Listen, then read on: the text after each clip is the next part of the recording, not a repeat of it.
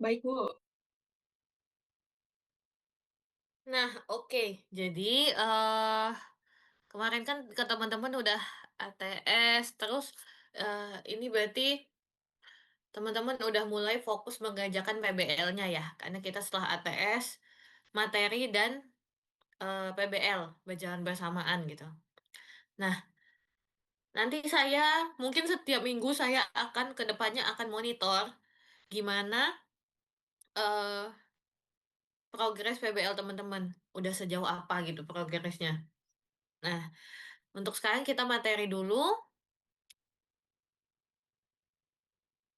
Nah, hari ini kita akan membahas tentang asuransi. Asuransi dalam perdagangan internasional. Nah, jadi, saya mau tanya dulu deh, menurut teman-teman kenapa kalau ekspor impor itu penting ada asuransi? Bu, yang jawab. Boleh silakan Maulida. Karena Bu, kalau misalnya ekspor impor itu kan pasti banyak kali risikonya, kayak misalnya ada keterlambatan pengiriman barang, terus itu juga bisa aja ada fluktuasi nilai tukar mata uang, atau misalnya ada kebijakan negara lain tuh yang bisa berubah-ubah. Nanti kalau misalnya ada risiko yang didapat dari perdagangan itu, bisa ada yang nanggung gitu loh Bu. Jadi nggak sepenuhnya ditanggung oleh penjual atau pembeli, jadi ada risiko, ada asuransinya juga. Oke. Nah, jadi, eee, pertama ya, karena jaraknya begitu jauh ya, pengiriman ekspor impor itu biasanya jaraknya jauh, dan ada begitu banyak resiko di dalamnya gitu. Mulai dari kalau lewat laut ada perils at the sea, perils by the sea, lalu resiko konflik, resiko mata uang. Nah, makanya itu perlu ada asuransi. Nah, jadi kalau secara definisi, asuransi itu adalah suatu perjanjian. Nah, sama seperti kontrak bisnis gitu. Asuransi itu juga perjanjian kontrak, kontrak antara dua pihak. Nah, tapi kalau dalam perjanjian ekspor impor atau sales kontrak itu kan penjual pembeli importer eksportir. Nah, kalau dalam asuransi ini nama pihaknya itu adalah penanggung dan tertanggung. Penanggung ini siapa? Penanggung ini yang menjamin gitu. Ya, jadi perusahaan asuransinya yang menjamin kerugiannya. Tertanggung itu pihak kedua, pihak yang dijamin. Nah, kalau sederhananya tuh penanggung itu yang menerima premi, tertanggung itu yang bayar premi. Nah, jadi yang ditanggung itu kan ditanggung kerugiannya itu si tertanggung tadi. Nah, menjamin pihak kedua dari resiko tertentu dengan menerima pembayaran premi dari pihak kedua. Jadi, asuransi ini ada karena ada premi gitu. Ada kontrak dan, kewajibannya itu adalah premi. Tuh kalau misalnya dijual beli kan bayar tuh, bayar kasih barang. Nah, kalau di perjanjian asuransi itu, tertanggung bayar premi, penanggung memberikan jaminan atas kerugian, tuh. Lalu dalam hal terjadi resiko yang diasuransikan, maka penanggung nanti akan memberikan ganti rugi kepada tertanggung sesuai dengan nilai polis yang disepakati. Tuh, misalnya kayak jam sostek ya, jam sostek itu kalau kecelakaan kerja cacat seumur hidup itu dapat berapa ratus juta kalau nggak salah. Lalu kalau meninggal, nah itu nilai polis, nilai yang di cover sama penanggung. Nah, asuransi ini bisa juga memberikan perlindungan terhadap resiko keuangan yang tidak pasti. Maksudnya apa? Jadi kan bentuk asuransi itu banyak tuh. Misalnya asuransi jiwa.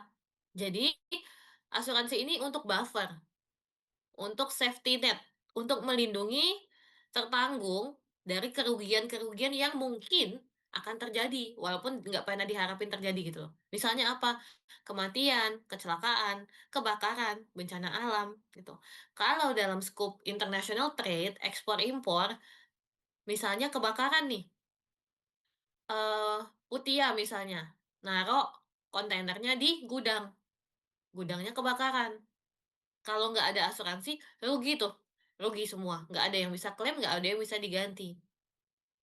Kalau misalnya ada asuransi, maka akan di-cover, diganti oleh asuransi, tuh. Nah, di dalam asuransi ini seperti yang saya jelaskan tadi, kalau misalnya dalam jual beli itu kan ada penjual, pembeli. Nah, kalau di dalam perjanjian asuransi, ada penanggung, ada tertanggung, ada broker asuransi. Penanggung ini perusahaan asuransinya, tertanggung ini, eee, tertanggung ini adalah kliennya, broker asuransi itu middleman-nya. Jadi kalau teman-teman suka lihat, broker asuransi itu apa? Sales asuransi, gitu. Middleman, yang menjembatani antara penanggung dan tertanggung. Nah, fungsi asuransi itu apa? Yang pertama, asuransi itu berfungsi untuk melindungi dari resiko finansial. Nah, coba ada yang bisa jelasin nggak maksudnya melindungi dari resiko finansial itu apa?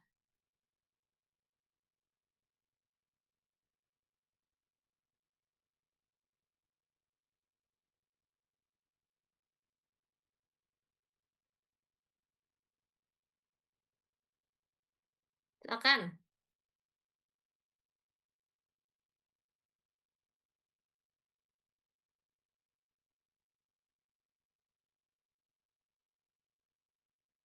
Saya, Bu.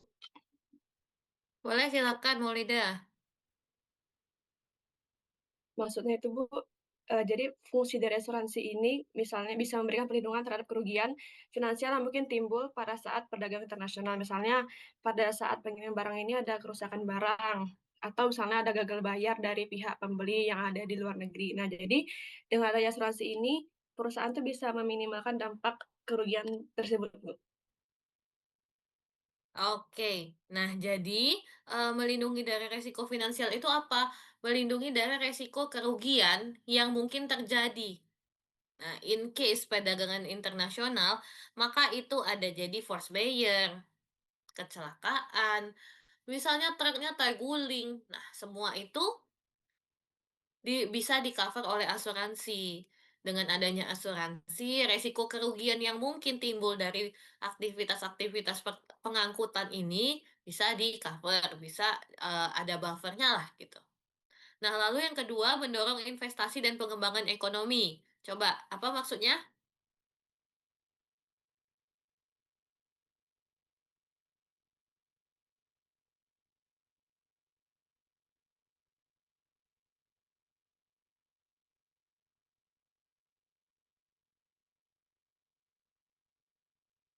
Silakan.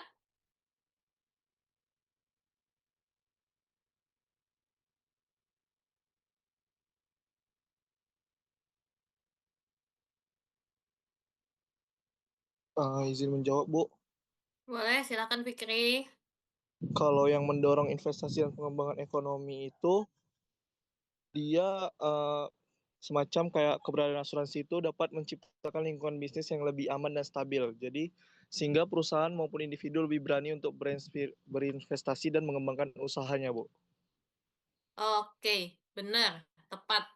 Nah, jadi, eee, mendorong investasi dan pengembangan ekonomi ini apa maksudnya? Jadi, perusahaan asuransi ini kan dapat premi nih dari pengusaha. Nah, dari premi ini, perusahaan asuransi itu diputar duitnya.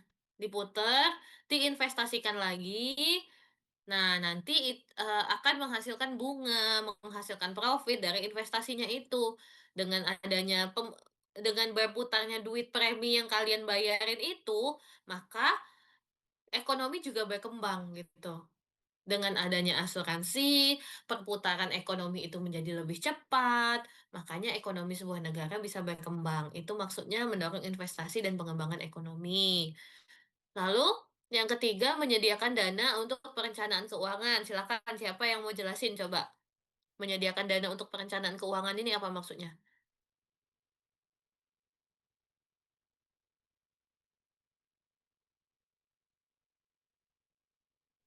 Dina izin menjawab, Ibu. Boleh silakan Dina.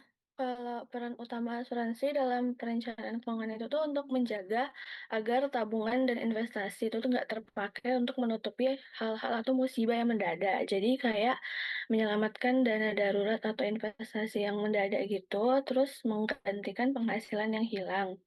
Terus juga em, intinya dia apa ya, agar biaya tidak terduga tuh bisa di-keep gitu lah Ibu, bisa supaya tidak terjadi hal-hal yang lebih merugikan.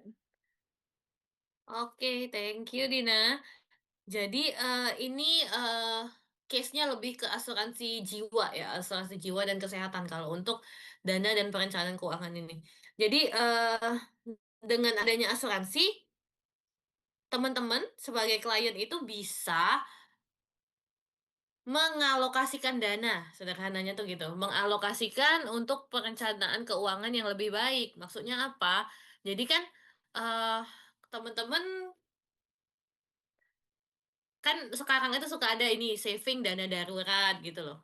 Nah, itu adalah salah satu cara untuk perencanaan keuangan. Nah, asuransi ini mirip seperti itu. Kita bayar premi untuk sederhananya premi yang kalian bayarkan itu akan menjadi tabungan kalian, dana darurat kalian yang bisa kalian klaim gitu. Nah, itu maksudnya menyediakan dana untuk perencanaan keuangan. Jadi, dengan adanya asuransi, teman-teman tuh bisa mengalokasikan uang untuk financial planning, untuk digunakan ketika darurat, itu. Karena kalau misalnya dipegang sendiri, biasanya kan habis tuh. Kalau misalnya teman-teman ini saving di sini, taruh di rekening ini untuk dana darurat, pasti kepake kalau tangannya gatel gitu kan. Nah, kalau dengan adanya asuransi udah kebayar di premi, ya udah, dana darurat teman-teman ya jadi asuransi itu, gitu. Lalu yang keempat, meningkatkan keamanan dan kepastian hidup atau perdagangan. Coba silakan ada yang bisa jelasin? Saya mau jelasin, Bu. Oke, boleh silakan Ayu. Maksud dari meningkatkan keamanan dan kepastian hidup itu, orang akan jauh lebih merasa aman ketika adanya asuransi, Bu. Jadi, eee, itu termasuk juga dalam perdagangan, orang juga akan lebih percaya dan merasa aman melakukan perdagangan jika adanya asuransi. Karena balik lagi, supaya ketika terjadi risiko, itu tidak mengambil itu tidak merugikan sepenuhnya, masih ada yang bisa didapat dari risiko itu, gitu. Oke, nah jadi meningkatkan keamanan dan kepastian hidup atau perdagangan ini tadi, karena asuransi ini kan menjamin ya, asuransi ini memberikan jaminan atas kerugian, atas kecelakaan, atas force majeure. Nah, karena itu asuransi bisa meningkatkan keamanan, meningkatkan kepastian. Maksudnya itu apa? Sederhananya, kalau teman-teman ngirim barang, terus teman-teman ada asuransi, pasti lebih yakin kan, "Oh, aman nih, aman. Kalaupun emang hilang ataupun rusak bisa diganti." Kalau misalnya teman-teman punya kendaraan, punya mobil, ada asuransinya, nabrak deh misalnya, oh aman, ada asuransinya, ada yang mengcover. Nah, itu maksudnya meningkatkan keamanan dan kepastian, memberikan jaminan lah. Jadi, dalam kegiatan bisnis itu lebih aman, lebih stabil. Lalu yang terakhir membantu masyarakat mengelola risiko yang terkait dengan lingkungan. Boleh? Silakan, ada yang mau jelasin? Menjawab, Bu. Silakan, Putia. Jadi fungsi asuransi dalam membantu masyarakat mengelola risiko yang terkait dengan lingkungan itu maksudnya asuransi memberikan perlindungan ketika terjadi bencana alam atau kondisi yang berkaitan dengan lingkungan yang bisa menyebabkan kerugian kepada suatu individu gitu, Bu. Jadi maksudnya asuransi itu membantu masyarakat menghadapi kerugian yang terjadi akibat bencana alam yang urgent. Jadi ketika ada kejadian yang merugikan, masyarakat tidak perlu menanggung semua biaya sendiri karena ada bantuan dari asuransi tersebut. Contohnya asuransi gempa bumi, asuransi banjir, asuransi kebakaran, seperti itu, Bu. Oke, nah benar. Jadi, fungsi terakhir itu membantu masyarakat mengelola resiko yang terkait dengan lingkungan. Sederhananya ya, resiko yang terkait dengan lingkungan ini adalah bencana alam. force majeure. Kalau teman-teman nggak ada asuransi, kalau kena musibah dari lingkungan, bencana alam ini nggak bisa diganti, teman-teman. Kalau misalnya deh, teman-teman ngirim barang, terus barangnya, kapalnya karam karena badai. Itu kalau misalnya nggak ada asuransi, teman-teman nggak bisa minta klaim. Kenapa? Karena pengangkutnya juga nggak salah, pengirimnya juga nggak salah. Emang mereka tahu kalau ada badai? Nggak kan? Nah, makanya itulah kenapa ada asuransi. Untuk mengelola dan meminimalisir risiko kerugian yang mungkin timbul karena lingkungan, karena keadaan force majeure. Kayak tadi, kata Putia, banjir. Itu biasanya kalau teman-teman beli mobil, itu ada asuransi untuk banjir. Kalau di Jakarta, apalagi kalau di Jakarta. Di Jakarta itu asuransi mobil itu biasanya termasuk banjir. Tapi nggak kebakaran ya. Kalau kebakaran kalau nggak salah nggak di-cover. Kalau banjir di-cover. Tuh. Itu adalah fungsi asuransi. Nah, tadi seperti yang saya tanyakan kan ke teman-teman, kenapa asuransi penting dalam perdagangan internasional? Yang pertama karena resiko pengiriman lintas negara itu tinggi. Jaraknya jauh, kondisinya tidak bisa diprediksi. Oke lah, kalau misalnya cuma dari Batam ke Singapura, itu dekat. Tapi gimana kalau udah ngirim ke Cina, udah ngirim ke Eropa? Seperti case PBL teman-teman. Mungkin banyak kan perusahaan yang ngirimnya jauh-jauh kan? Nah, kalau udah pengiriman yang jauh, itu resikonya sangat-sangat tinggi. Tuh. Jadi potensi kerugian itu juga semakin tinggi. Karena itu ada asuransi. Lalu untuk perlindungan finansial. Perlindungan finansial maksudnya apa? Biar kalau misal ternyata pengirimannya gagal, kerugiannya bisa diminimalisir.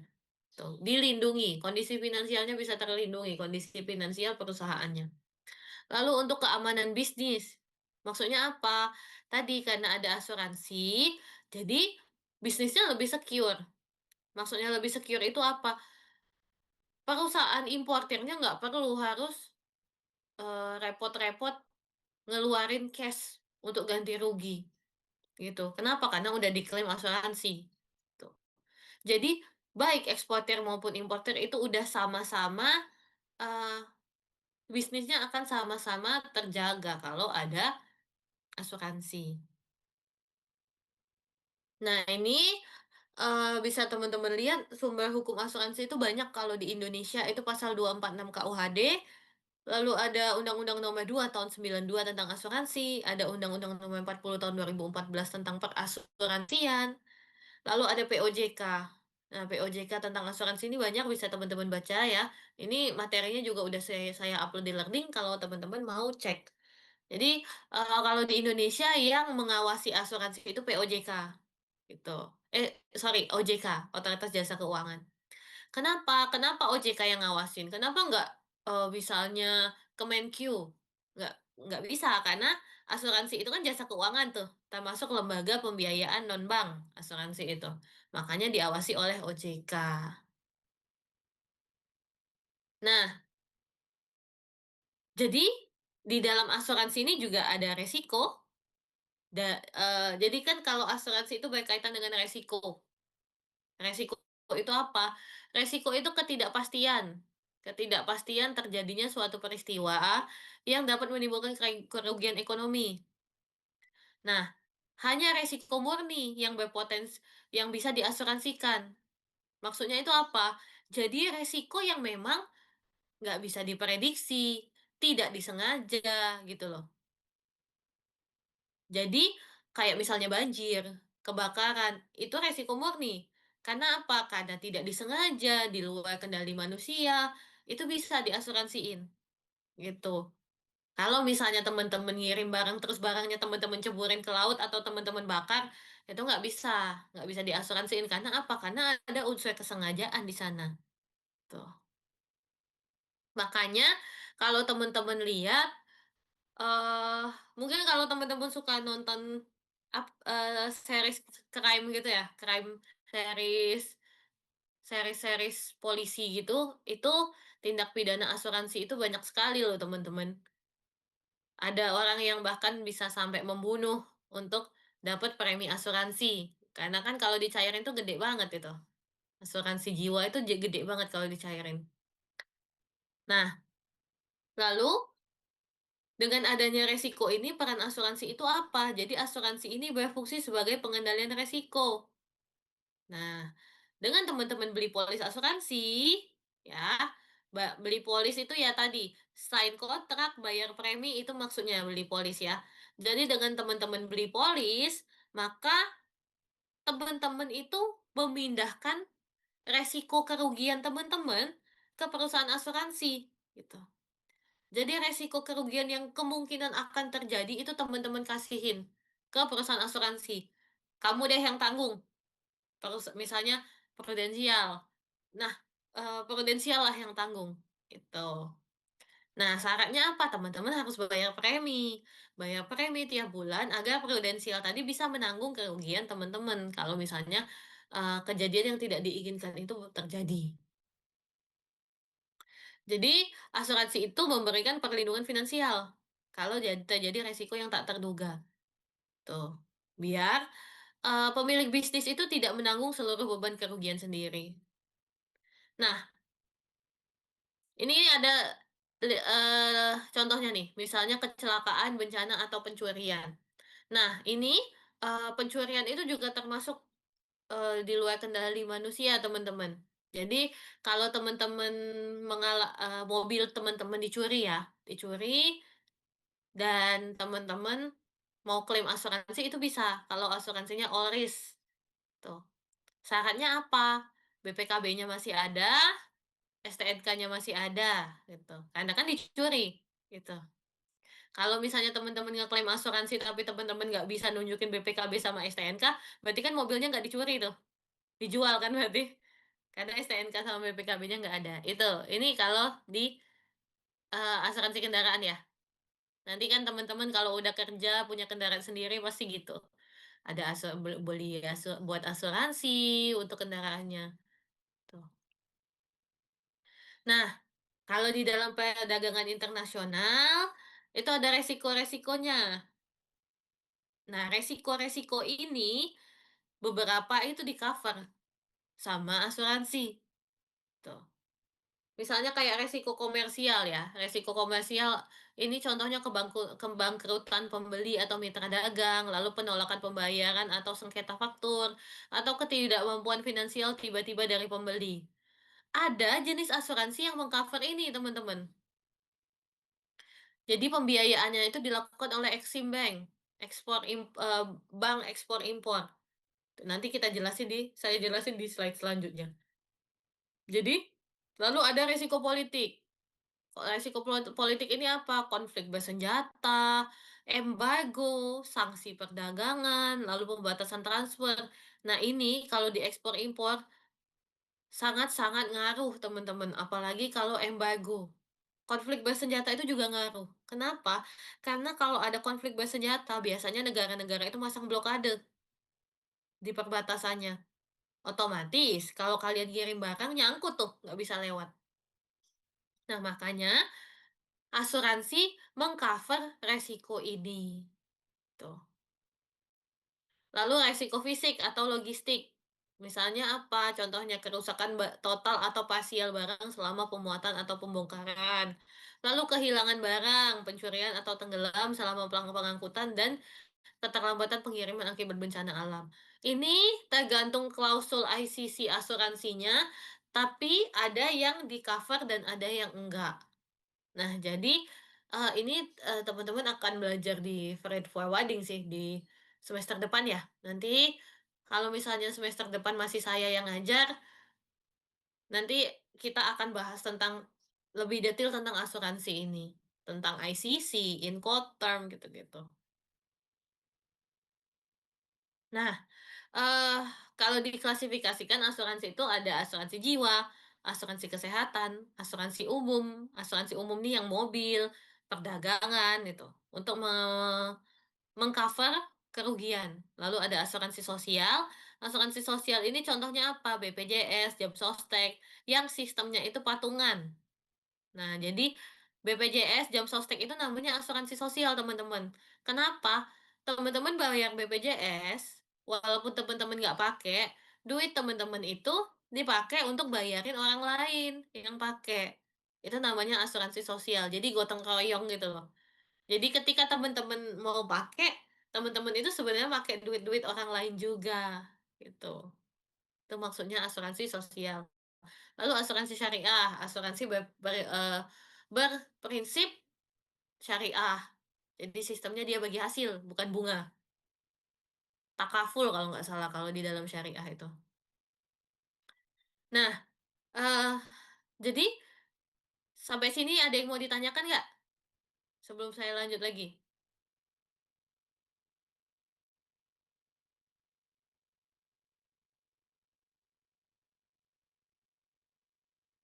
Oke, saya lanjut dulu ya.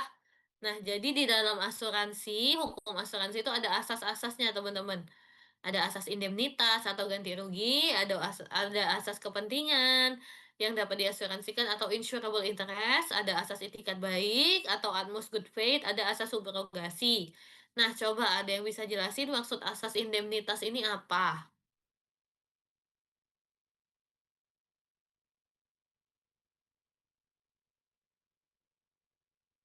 Silakan.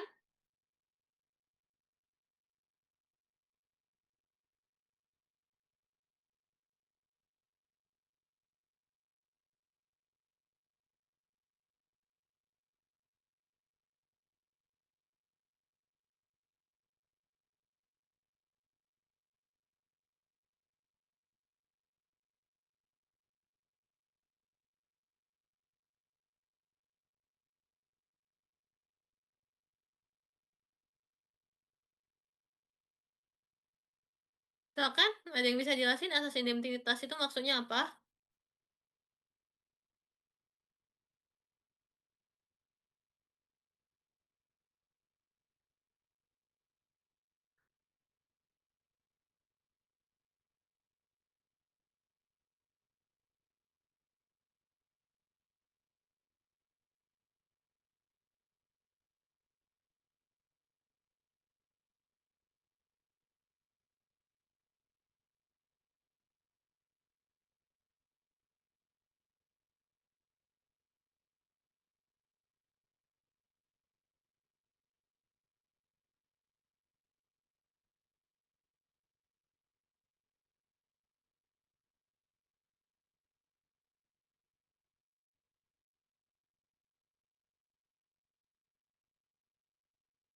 Ayo, silakan, ada yang mau jawab?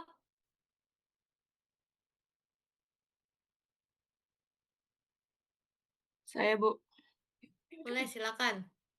Jadi maksudnya asas indemnitas itu, Bu, jadi asas ini menekankan bahwa asuransi itu tujuannya untuk menutup kerugian yang benar-benar dialami oleh tertanggung, tanpa memberi keuntungan tambahan. Misalnya, ada perusahaan dari Indonesia nih ekspor barang ke luar negeri. Nah, kapalnya itu tenggelam, jadi asuransi itu akan membayar sesuai nilai kerugian barang tersebut, nggak lebih gitu, Bu. Oke. Nah, jadi benar seperti kata Maulida tadi, asas indemnitas itu maksudnya apa? Jadi asas indemnitas itu penanggung hanya membayar ganti rugi sebesar nilai kerugian tertanggung aja, nggak lebih, tuh. Jadi tertanggung itu nggak bisa memperoleh profit, nggak bisa memperoleh keuntungan dari klaim asuransinya. Karena memang tujuan asuransi kan bukan untuk mencari profit, tapi untuk mencari jaminan gitu loh, penanggungan. Makanya penanggung itu bayar ganti rugi ya sebesar nilai kerugian gitu. Kalau misalnya teman-teman asuransi kendaraan itu biasanya klaimnya itu pakai nota dari bengkel misalnya kan. Kalau misalnya asuransi ekspor impor itu kalau ekspor impor itu nanti misalnya Maulida ngirim satu kontainer. Nah, kontainernya rusak nih, tenggelam atau apa. Nanti akan ada appraisal, ada pihak penilai independen dan dari asuransi akan menilai tuh, menaksir kerugiannya berapa. Jadi yang diganti sebesar kerugian itu aja. Nah, di sini makanya di dalam asuransi itu teman-teman ada Himalaya Clause. Itu Himalaya Clause itu apa? Himalaya Clause itu adalah ambang batas. Ambang batas dari ganti rugi. Nah, jadi kalau dalam ekspor-impor teman-teman juga nggak bisa minta misalnya nih, Ayu ngirim barang totalnya 5 juta US dollar gitu, terus barangnya hilang atau tenggelam atau kena badai lah, force majeure lah pokoknya. Nah, Himalaya Clause ini membatasi tanggung jawab asuransi, teman-teman. Jadi Ayu nggak bisa tuh minta klaim 5 juta full diganti. Batas maksimalnya itu kalau nggak salah 2.000 US dollar per paket, gitu. Jadi kalau misalnya kerugiannya lebih dari itu, yang diganti cuma 2.000 US dollar. Memang kesannya nggak adil ya, tapi, eee, Himalaya Clause ini ada untuk meminimalisir biar win-win gitu, biar asuransinya nggak boncos banget ngantiin semuanya, dan biar tertanggungnya juga masih mendapat ganti rugi.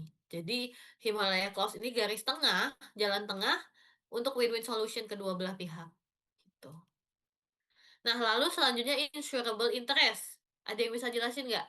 Maksudnya asas insurable interest ini apa?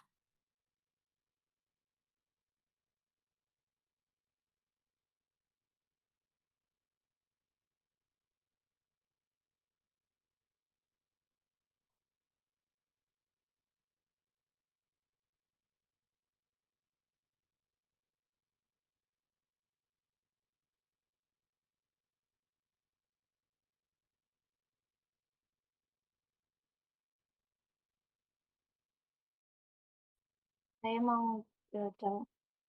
Boleh, silakan. Maksudnya itu kalau kita mau pakai asuransi, kita itu harus eee, memiliki hak atas barang tersebut, Bu. Jadi, ini tuh untuk menghindari kalau misalnya ada orang yang mau pakai asuransi tapi bukan hak miliknya, itu nggak boleh. Jadi kalau kita mau pakai asuransi, kita harus memiliki keterkaitan atau memiliki kepentingan atas barang barang tersebut, gitu. Supaya menghindari adanya orang yang mengambil keuntungan atau mengklaim kalau itu barangnya, gitu. Kalau terjadi kerugian itu, si pemilik barang yang sesungguhnya yang dapat asuransi, bukan orang yang tiba-tiba mengasuransikan. Kayak gitu kok saya tangkap. Oke, benar. Jadi, insurable interest ini apa? Artinya tertanggung itu harus benar-benar memiliki objeknya dan harus punya kepentingan finansial terhadap objek asuransi, gitu. Maksudnya apa? Jadi penanggung itu asuransi itu hanya bisa terjadi kalau barang yang diasuransikan itu memang punya tertanggung dan ada, eee, urusan terkait finansial lah istilahnya tuh, memberikan dampak finansial pada tertanggung. Maksudnya apa? Jadi, ya walaupun pertama barangnya itu harus punya teman-teman sendiri, dan teman-teman harus punya kepentingan tuh dengan barang itu. Jadi teman-teman nggak bisa tuh ngasuransiin barang yang bukan punya teman-teman, atau barang yang kalau hilang pun nggak rugi gitu loh maksudnya, gitu. Jadi kepentingan finansial ini maksudnya apa? Jadi barang itu berharga, berharga bagi teman-teman, ada nilai profitnya bagi teman-teman, ada nilai baik material ataupun non material bagi teman-teman, makanya bisa diasuransikan, gitu. Kalau misalnya barang yang diasuransikan ini tidak memiliki insurable interest, tidak memiliki nilai tertanggung terhadap teman-teman sebagai klien, maka polisnya bisa dianggap batal. Contohnya apa? Contohnya tadi, kalau pengiriman barang, otomatis barangnya itu kan bernilai bagi teman-teman, ya kan? Makanya bisa diasuransikan. Kalau barang orang, itu kan tidak bernilai bagi teman-teman. Jadi nggak bisa teman-teman ngasuransiinnya. Lalu mobil. Mobil itu kan bernilai. Nah, terus gimana? Kalau teman-teman pernah baca tuh kan ada artis-artis yang mengasuransikan rambutnya, kakinya, badannya, misalnya. Nah, itu kok bisa? Coba. Kok itu bisa diasuransikan? Kaki deh, kayaknya ada deh artis yang ngeasuransiin kakinya seingat saya. Ada yang bisa berpendapat nggak, kenapa kakinya itu bisa diasuransikan?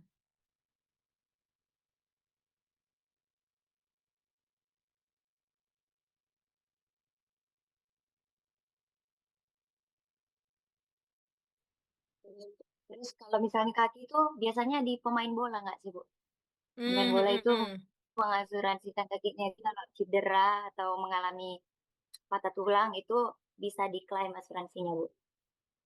Iya betul, Ronaldo juga kalau nggak salah ya, Ronaldo kan asuransiin kaki, Ronaldo atau Messi saya lupa. Nah, maksudnya itu apa? Karena kalau bagi pemain bola, kaki ini memiliki kepentingan finansial, ya kan? Mereka cari uangnya dengan main bola dan main bola kan pakai kaki tuh. Nah, makanya kaki mereka harus diasuransikan karena kaki mereka itu memiliki nilai material yang sangat tinggi, memiliki kepentingan finansial bagi mereka, makanya bisa diasuransiin. Kayak kalau misalnya, "Ih, kenapa sih kaki doang?" Gitu. Atau mungkin kalau artis itu rambut kan, ya karena kontrak-kontrak iklannya, mungkin kontrak-kontrak iklan, kontrak-kontrak bisnis yang dia tanda tangani, itu berkaitan dengan rambutnya, gitu. Makanya ada kepentingan finansial di objeknya itu. Jadi bisa dilindungi oleh asuransi, tuh. Lalu yang ketiga, asas itikat baik atau utmost good faith. Utmost good faith ini maksudnya apa? Jadi pihak baik penanggung ataupun tertanggung, kalau di dalam perjanjian asuransi itu jujur, harus jujur dan saling mengungkapkan fakta penting. Misalnya kalau teman-teman sebagai klien, ya, sebagai tertanggung harus memberikan informasi, informasi yang jelas tentang objek asuransinya, gitu.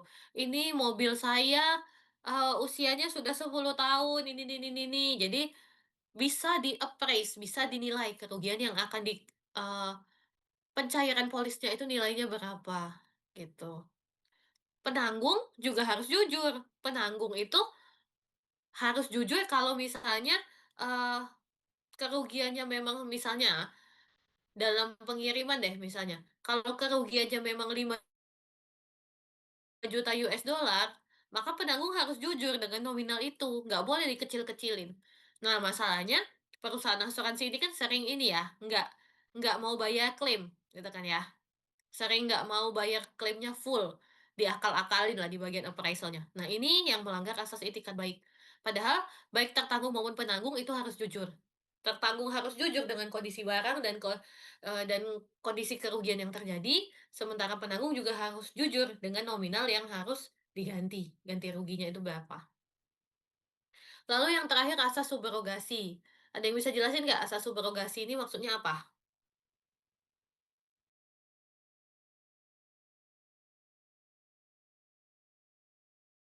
Yes.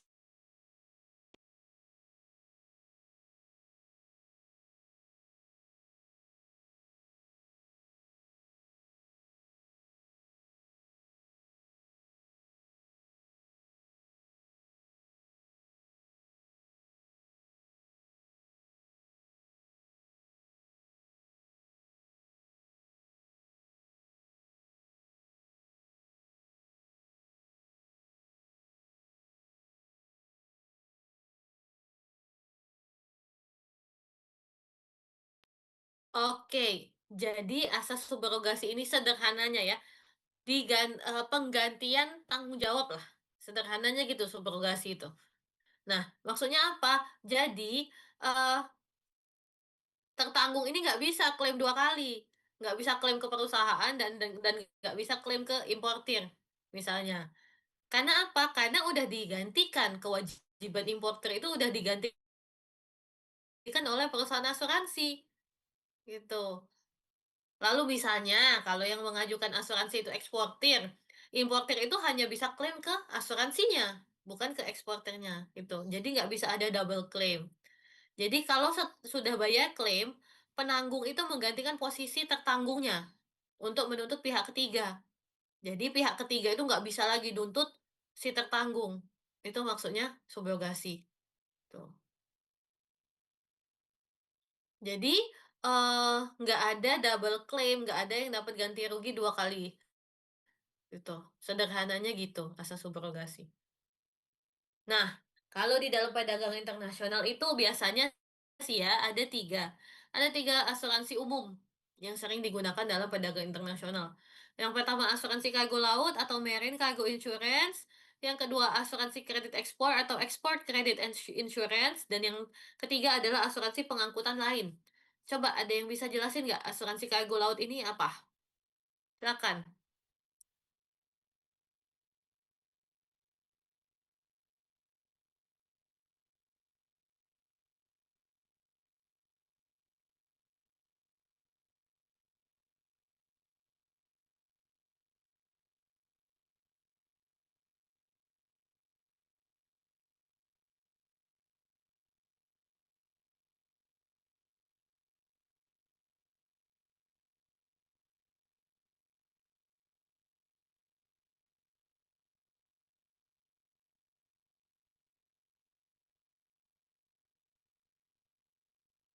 Silakan apa? Marine Cargo Insurance adalah apa? Ayo.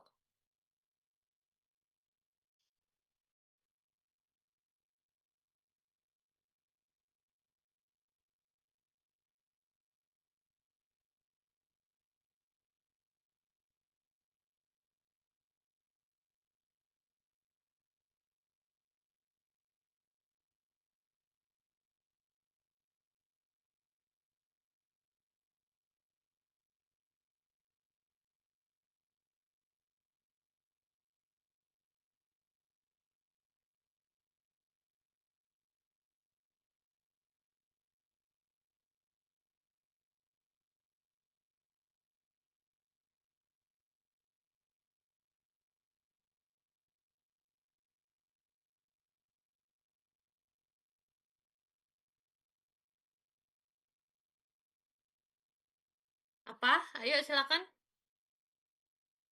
Marine Cargo Insurance itu apa?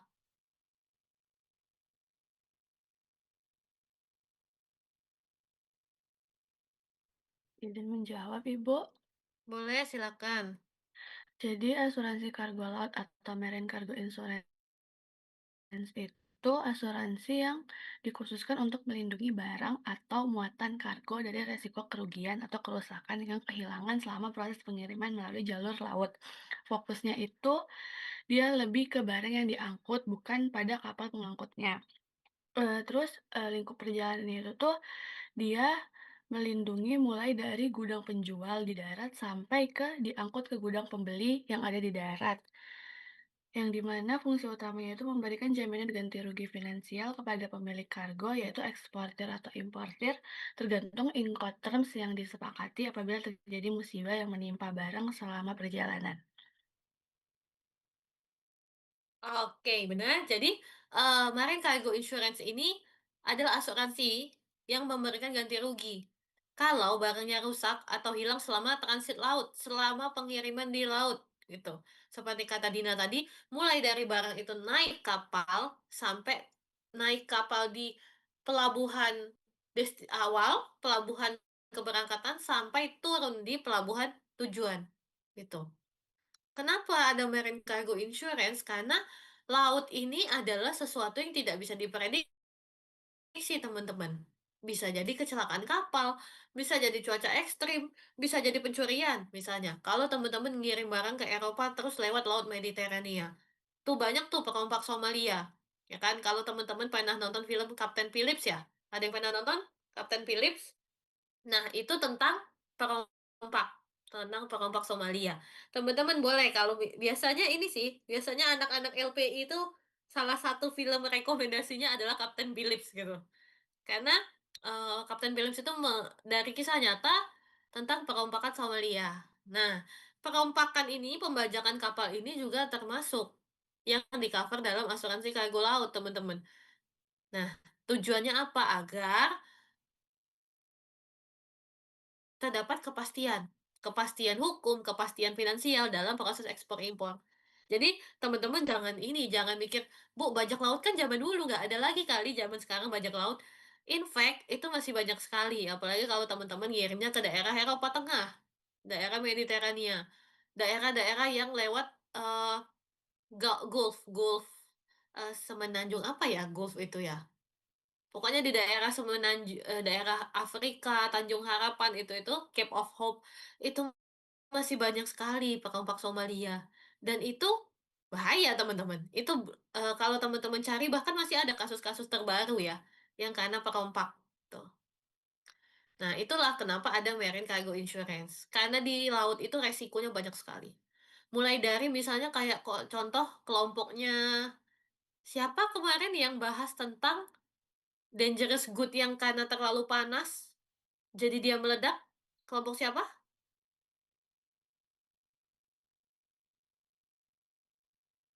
Kelompok Maria ya, kalau nggak salah. Nah, itu kan juga karena termasuk resiko di laut. Kalau di udara, kecil tuh kemungkinan terjadinya meledak itu. Kenapa? Karena pengirimannya singkat dan kondisinya itu lebih nggak sepanas ketika diangkut di laut, gitu. Pengiriman lewat laut itu waktunya lama, terpapar cuaca, gitu. Makanya resikonya juga lebih gede. Dan itulah kenapa ada asuransi kargo laut ini, Marine Cargo Insurance, agar ada safety net untuk ganti rugi kalau barangnya rusak atau hilang. Nah, lalu yang kedua, Export Credit Insurance. Ada yang bisa jelasin nggak maksudnya apa?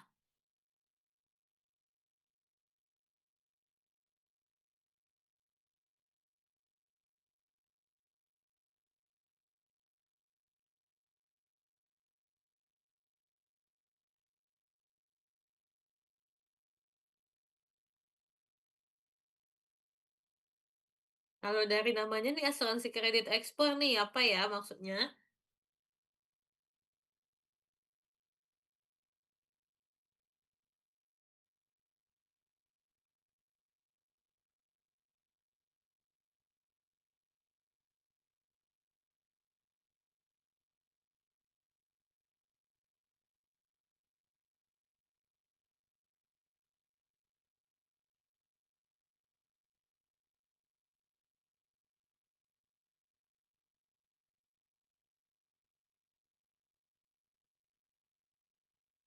Protes?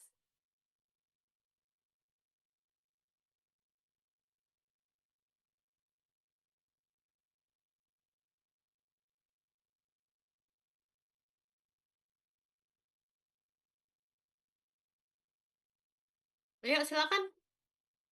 Apa asuransi ekspor kredit? Kredit ekspor, sorry.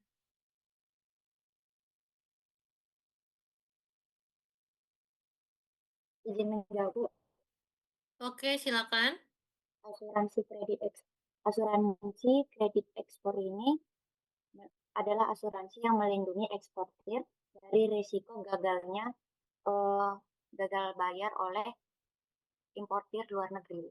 Jadi kalau tiba-tiba impor si pembeli ini nggak bisa bayar, karena ada berbagai faktor, contohnya kayak bangkrut atau uh, adanya konflik di negaranya, jadi menyebabkan terganggunya transaksi. Nah, asuransi asuransi kredit ekspor ini bisa melindungi si eksportir supaya tidak rugi besar karena gagal bayar dari buyer. Gitu. Oke, terima kasih Ayu. Nah, jadi teman-teman sesuai dengan namanya, asuransi kredit ekspor atau ekspor kredit insurance. Jadi kalau teman-teman ingat salah satu resiko perdagangan internasional itu kan adalah resiko komersial ya, nggak bisa bayar gitu.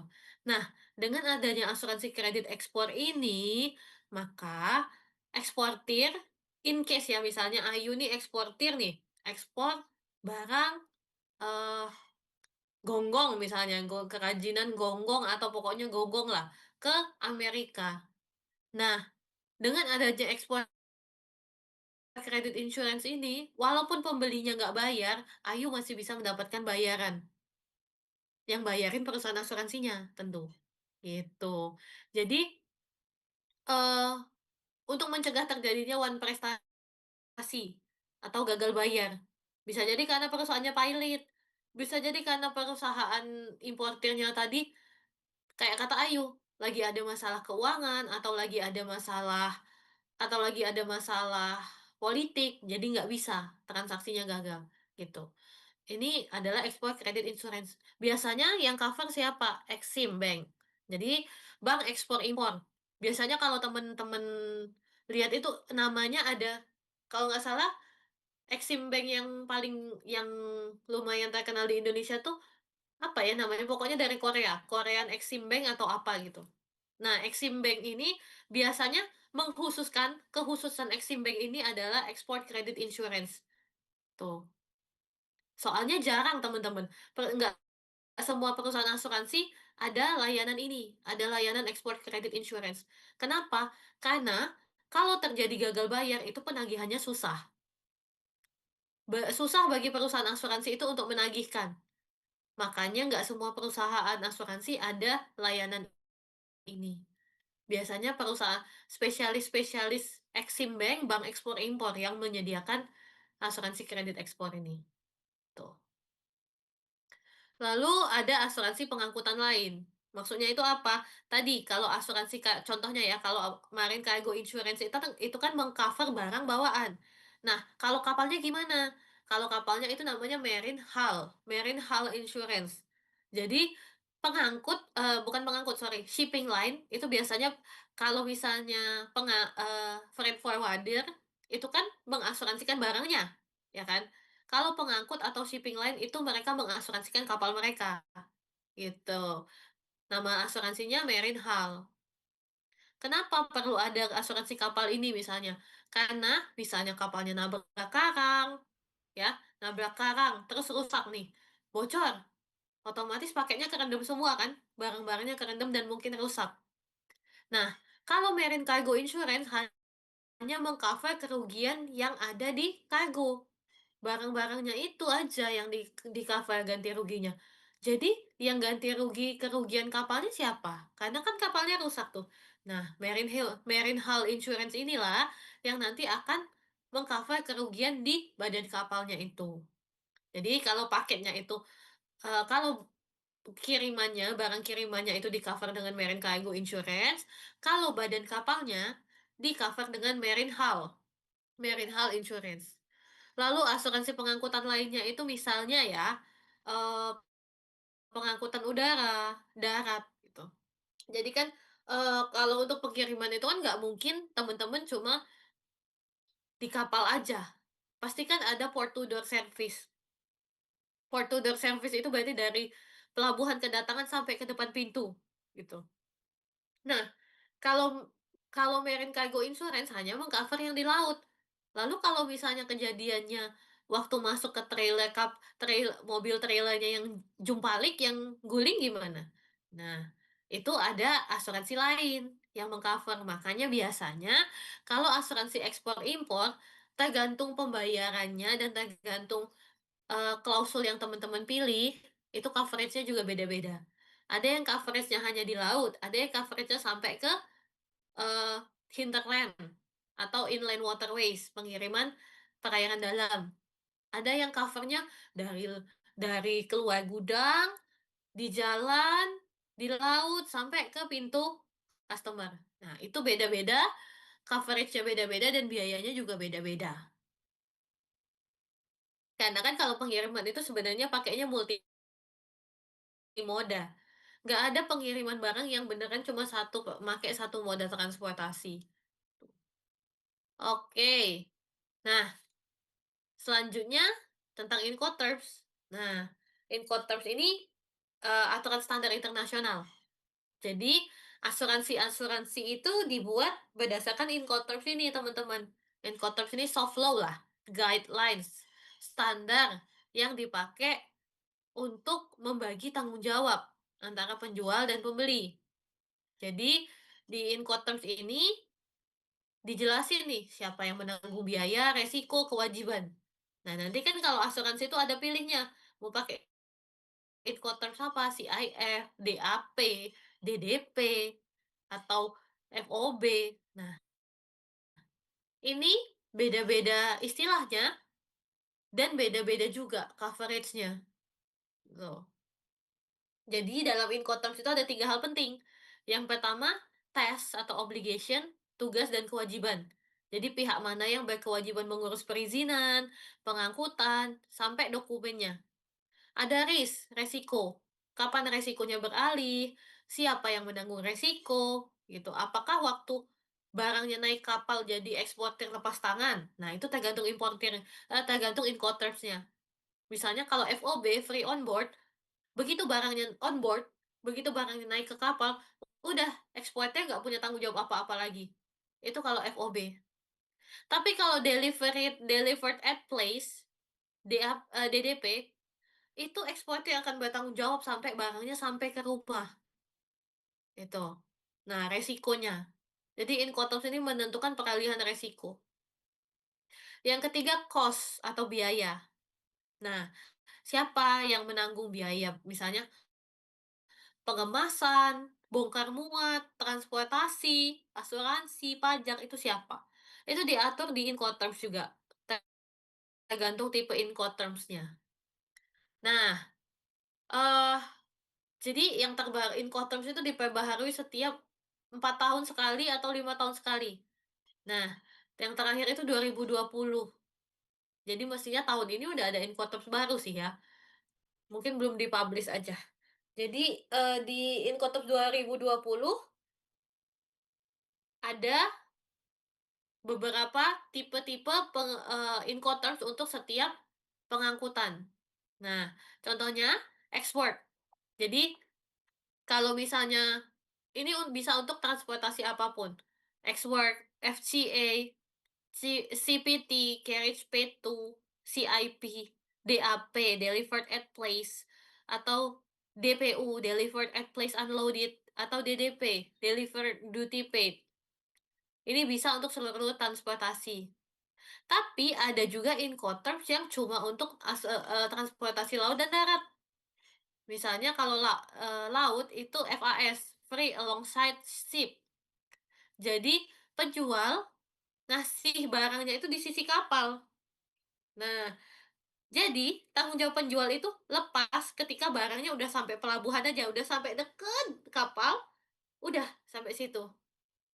Tapi kalau FOB, free on board, ketika barangnya udah naik, baru lepas tanggung jawabnya. Nah, jadi beda FAS dan FOB, kalau misalnya Incoterms-nya FAS, barang nyampe tuh deket kapal, tapi ternyata misalnya kontainernya ketiban crane ya, jatuh. Nah, itu udah lepas. Kalau FAS udah lepas tanggung jawabnya penjual. Tapi kalau Incoterms-nya FOB, itu masih tanggung jawab penjual. Kalau udah naik kapal baru, penjual lepas tanggung jawabnya. Lalu CFR, Cost and Freight. Jadi, penjual menanggung biaya angkut hingga pelabuhan tujuan. Tuh. Ada juga CIF, Cost Insurance and Freight. Penjual wajib menanggung asuransi hingga pelabuhan tujuan. Nah, biasanya yang banyak dipakai itu ya. Yang banyak dipakai itu DAP, CIP, FOB, dan CIF. Ini yang paling banyak dipakai. Kenapa? Karena pembeli biasanya nggak mau ribet. Jadi udahlah biarin penjual semua yang ngurus. Itu. Nah, ini teman-teman bisa lihat ya nanti ya di materi yang udah saya upload. Ini ada gambar-gambar tentang peralihan resiko, peralihan biaya gitu dalam Incoterms. Contohnya ini nih, X-Work. Nah, kalau dari sini kelihatan kan ya, biaya itu biaya pajak, pengurusan dan lain-lain ditanggung oleh importir kalau ekspor. Karena tanggung jawabnya eksportir itu cuma sampai di gudang aja. Kelihatan kan di sini? Nih, saya coret-coret dulu. Nah, kelihatan kan di sini nih. Nah, jadi cost dan risk itu ditanggung eksportir cuma sampai gudang. Ketika barangnya udah masuk ke truk dan dikirim ke sini, itu udah full tanggung jawab importir. Nah, biasanya X-Work ini memang murah. Barang dengan Incoterms X-Work itu murah. Kenapa? Karena harga asli. Itu. Jadi, siapa yang biasanya pakai X-Work? Biasanya yang pakai Incoterms X-Work ini adalah perusahaan gede. Perusahaan gede biasanya pakai X-Work. Karena mereka mengejar profit kan ya, mengejar efisiensi biaya. Makanya mereka biasanya pakai X-Work. Nanti kalau teman-teman belajar, ini semester 5, pengadaan dan pengelolaan pemasok, itu biasanya untuk menghitung supplier itu pakai ex-work, tuh. Lalu FCA, Free Carrier. Nah, Free Carrier kalau teman-teman lihat di sini, tanggung jawab eksportir itu sampai kalau tadi ex-work itu kan sampai di gudang aja nih, ya.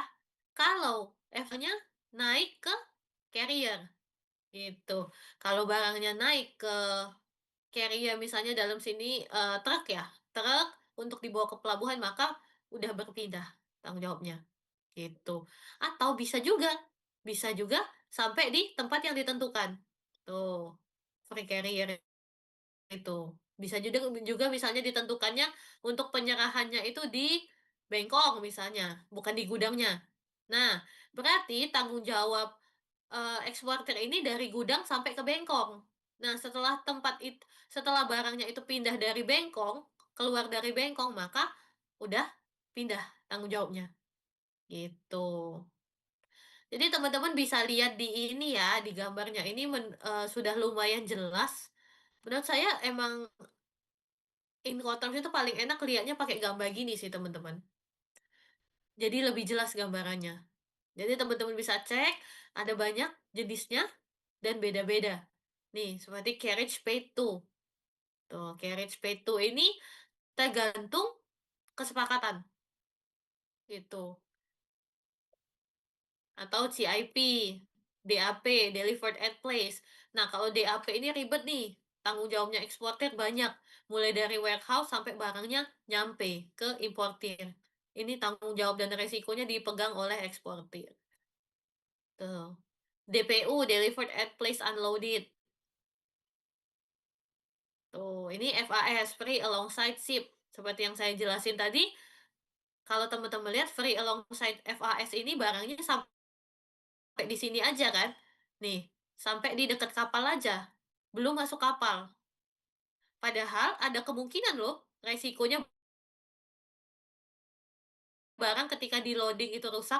Nah, tapi kalau FAS itu tanggung jawab eksportir cuma sampai nih barangnya udah aku anterin ke dekat kapal. Udah ya tanggung jawabnya. Nah, itu FAS gitu. Sementara kalau FOB barangnya udah naik kapal. Nah, kelihatan kan bedanya?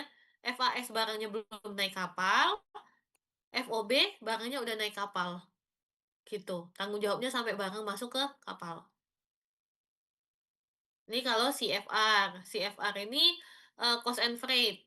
Jadi cost and freight-nya itu ditanggung cost-nya, baik biaya segala macamnya itu, biaya pengangkutan, biaya pajak dan lain-lain itu ditanggung oleh eksportir sampai ke pelabuhan. Nah, kalau untuk resiko cuma sampai di pelabuhan aja. Oh. Nah, ini bisa teman-teman lihat sendiri di materi yang udah saya share. Kayaknya sih nggak seluruh Incoterms ya saya masukin, tapi teman-teman bisa cek di Google itu banyak gambar-gambar diagram Incoterms. Nah, yang terakhir, important notes regarding Incoterms. Jadi, penggunaan Incoterms ini kan fenomena yang meluas dan sering timbul sengketa karena kebingungan ini. Jadi, ada beberapa hal penting yang nanti ketika teman-teman kerja ya, ketika teman-teman kerja di freight forwarder, atau mungkin teman-teman jadi freight forwarder. Nah, ada aspek-aspek penting yang harus teman-teman pertimbangkan saat memilih Incoterms apa, gitu. Misalnya yang pertama, itu apakah pengangkutannya akan dilakukan melalui jalur laut, multimoda, atau lewat inland waterways, gitu. Karena moda pengangkut itu juga mempengaruhi Incoterms apa yang teman-teman gunakan. Tuh. Lalu siapa yang harus menanggung sebagian besar risiko kehilangan atau kerusakan barang? Apakah teman-teman sebagai freight forwarder atau si pembeli aja? Itu juga harus dipertimbangkan. Lalu apakah perlu menggunakan jasa pengangkut? Lalu kalau misalnya pakai jasa pengangkut, siapa yang bayar kontrak pengangkutannya? Itu. Lalu apakah teman-teman sebagai eksportir harus bertanggung jawab untuk membongkaran barang? Lalu apakah perlu asuransi? Nah, ini beberapa catatan penting yang harus teman-teman pertimbangkan saat memilih Incoterms.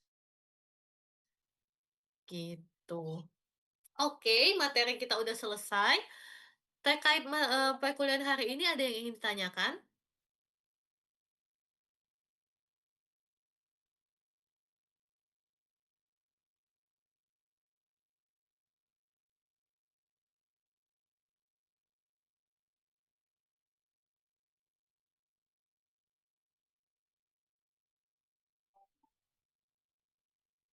Silakan.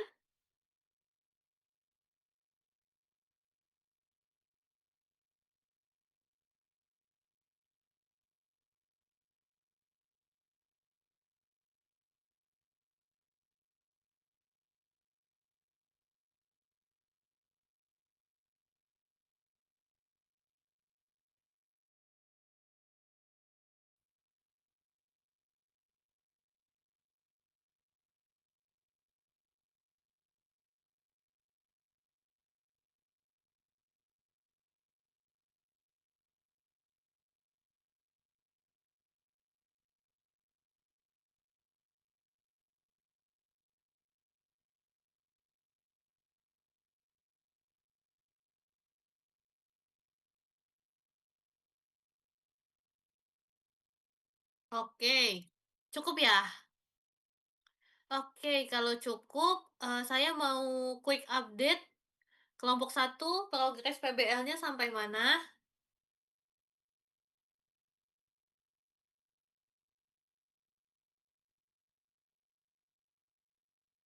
Kelompok satu, kelompok siapa?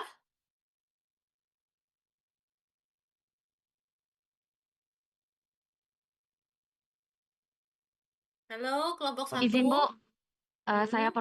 saya Maria perwakilan dari kelompok 1 Bu. Mhm. Gimana progresnya? Progresnya Bu, selama ini kami udah melakukan wawancara ke beberapa PT, yang terakhir kali itu PT Indoshipping yang berbentuk jasa. Untuk wawancaranya juga berjalan dengan lancar, namun ada 1, 2 hal yang menjadi pertimbangan kami akan melanjutkan eee eee, penelitian progresnya di PT itu atau enggak, Mhm. Bu, karena sepertinya ada satu 2 aspek yang tidak dipenuhi gitu, Bu. Jadi, masih dalam diskusi juga apakah akan melanjutkan, eee, projeknya di situ atau beda PT, Bu. Oke, kira-kira apa yang, kendala teknis yang membuat teman-teman ragu untuk melanjutkan ke sana? Izin, Bu, menjawab, karena ini perusahaan PT Indoshipping ini itu jasa, Bu, jadi lebih ke agen. Nah, jadi mereka itu beberapa surat pertu surat bukan beberapa, Bu, surat menyurat yang mereka take handle itu hanya di bill of lading, Bu, sisanya mereka nggak nge-handle apapun. Jadi, untuk matkul lainnya itu nggak terpenuhi, Bu, dan juga untuk beberapa subtopik di matkul HPIP juga belum terpenuhi, Bu. Jadi kayak, jadi seperti, eee, perdagangan internasionalnya itu gimana pembayarannya di beberapa surat itu, gimana mereka tidak mengetahui karena bukan bagian mereka, Bu. Oke, oke. Kalau misalnya memang mau ganti, agak cepet ya, karena kita udah mulai running PBL-nya ya. Baik, Bu, Oke, terima kasih, Bu. kelompok 2, Baik Bu, silakan saya kelompok 2. perwakilan. Mhm. Jadi dari progres kami udah ngelakuin wawancara Bu, tinggal ngerekapin dari hasil wawancara tersebut. Dan kami alhamdulillah juga udah dapat PT-nya, itu PT-nya berupa PT Agent untuk khusus penanganan di dokumennya, baik impor atau ekspor. Oke, komoditasnya apa?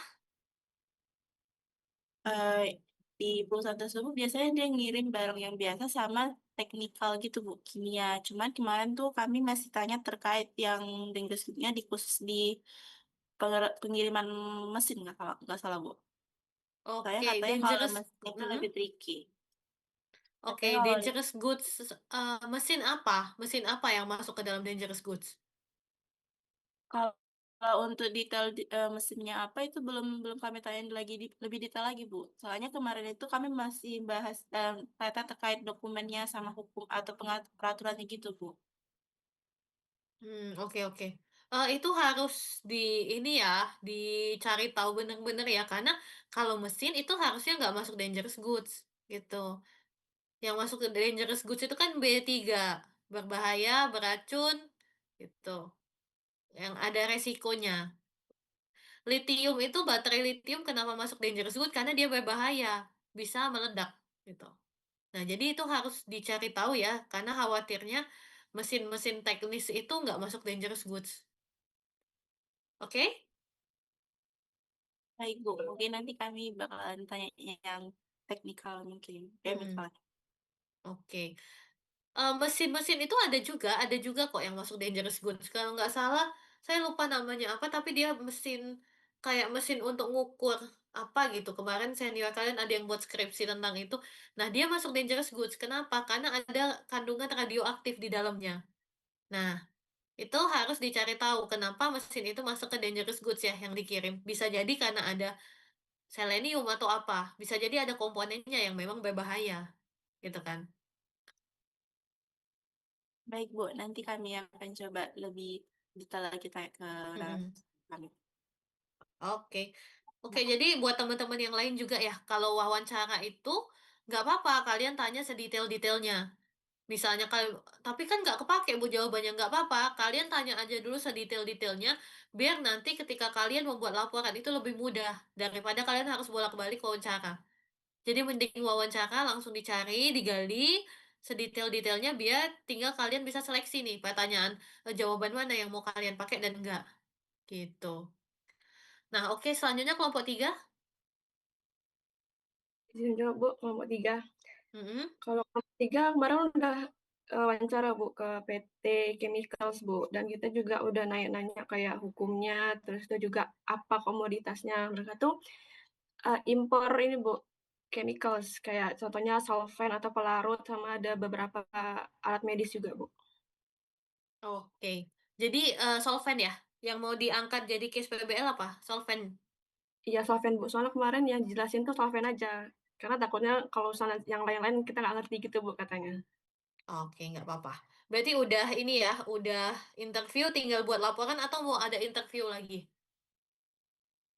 Kalau interview kayaknya enggak, Bu, cuman kalau misalnya emang ada yang kita kurang, katanya bisa ditanyain lewat WA aja. Oke. Oke, bagus kelompok 3. Terima kasih. Selanjutnya kelompok 4. Izin Bu, untuk Mhm. kelompok 4 eh, kami sebenarnya belum sampai ke tahap wawancara Bu, cuman kami udah kasih tahu via eh, chat pribadi ke salah satu orang yang berpengaruh di PT itu. Kami pilih PT Kesco of Sharing dan Engineering Bu. Ini bagian Mhm. komoditas minyak bumi. Oke. Maaf Mhm. Bu, bukan minyak bumi tapi minyak dan gas Bu. Oh, minyak dan gas. Iya. Oke. Berarti yang komoditasnya apa di JIS yang mau kalian bahas? Eh, Lebih ke kasus minyaknya aja Bu. Minyak. Berarti Bukan ini ya, apa? bunker. Flammable. Flammable. Ya. Nggak mudah terbakar. Mm-mm. Oke. Oh, berarti belum wawancara, tapi udah Belum. ketemu objeknya. Uh-uh. Kemarin kami tanya via melalui chat, kata dia untuk kemarin kami tanya di akhir bulan Oktober, dia bilang kalau di situ jadwal dia masih penuh. Kira-kira nanti saya ada waktu kosong itu di awal bulan 11. Nanti saya kabarin siapa kapan bisanya supaya bisa wawancara, dia bilang gitu, Bu. Oke. Nggak apa-apa kalau bisa dalam minggu-minggu ini atau minggu depan lah ya, paling lambat ya udah wawancara. Karena kan text time juga buat teman-teman nyusun laporannya. Tuh. Mm-mm. Jadi jangan terlalu mundur. Oke? Siap, Bu. Oke, terima kasih kelompok 4. Terakhir kelompok 5, gimana progresnya?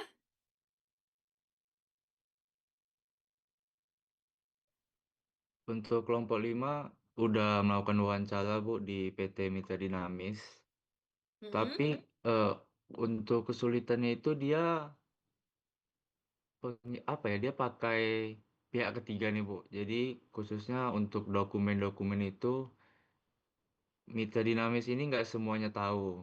Tapi kami mungkin bakal nanya lebih lanjutnya ke pihak ketiganya ini, dan dari pihak PT Mitra Dinamisnya ini juga bakal ngebantu ngehubungin kami ke pihak ketiganya itu sih, Bu. Untuk nanyain yang lebih lanjutnya. Oke. Komoditasnya apa? Alat pemadam api ringan, Bu. Oh, ini APAR ya? Alat Iya, pemadam kebakaran itu ya? iya, Bu. Oke, nggak apa-apa. Berarti mitra dinamis ini yang eksporternya dan yang Di- ngirimnya itu pakai jasa pihak ketiga, enggak, gitu. Bu, dia impor, Oh, mengimpor. impor. Iya. Eh, yang ngirimnya berarti jasa pihak ketiganya itu ya? Eh, Atau, yang hmm, gimana? yang ngurus eh apa ya? Yang ngurus pengimporannya itu di pihak ketiganya itu, Bu. Misalnya Oke. dokumen-dokumen apa yang dibutuhin, jadi PT Mitra Dinamis ini cuma tinggal bayar apa yang diperluin gitu. Oke, nggak apa-apa. Jadi karena PT-nya juga udah mau bantu menghubungi pihak ketiga, nggak apa-apa kalau mau diteruskan ya. Karena yang penting itu wawancara ke pihak ketiganya, kalau saya lihat dari case kalian. Tuh. Bisa kan ya? Akan dibantu dengan mitra dinamisnya itu kan ya? Iya, Bu. Oke, nggak apa-apa. Kalau bisa wawancaranya dalam minggu ini atau minggu depan lah, paling lambat. Dengan pihak ketiganya itu. Oke, Noval?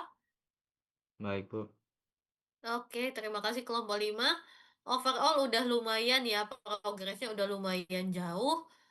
Dan seperti yang saya sampaikan di kelompok 4, kelompok 5, teman-teman kalau bisa dalam 1, 2, atau maksimal 3 minggu lah ya. Maksimal November ini teman-teman udah interview semua. Udah wawancara semua. Udah foto, udah dokumentasi. Jadi ketika Desember teman-teman fokus mengolah laporan PBL-nya. Tuh. Karena teman-teman ada dua kan ya, PBL-nya satu lagi MO sama AD kan ya, manajemen operasional dan analisis data. Nah itu, makanya eh kan kita turun ke lapangan itu takes time ya. Jadi kalau bisa difokuskan bulan ini sudah turun ke lapangan semua, sudah wawancara semua, sudah mengumpulkan data semua. Gitu. Oke? Ada yang ingin ditanyakan terkait perkuliahan hari ini atau mungkin PBL-nya sebelum saya absen?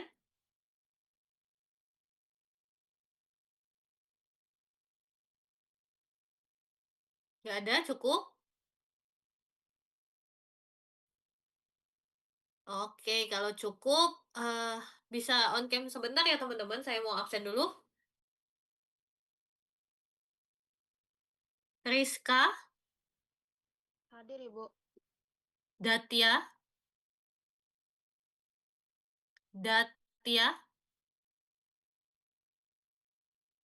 Datia, nggak ada ya? Oke, Adinda, Hadir, Ibu. Maria, Hadir, Ibu. Maulida, Hadir, Bu.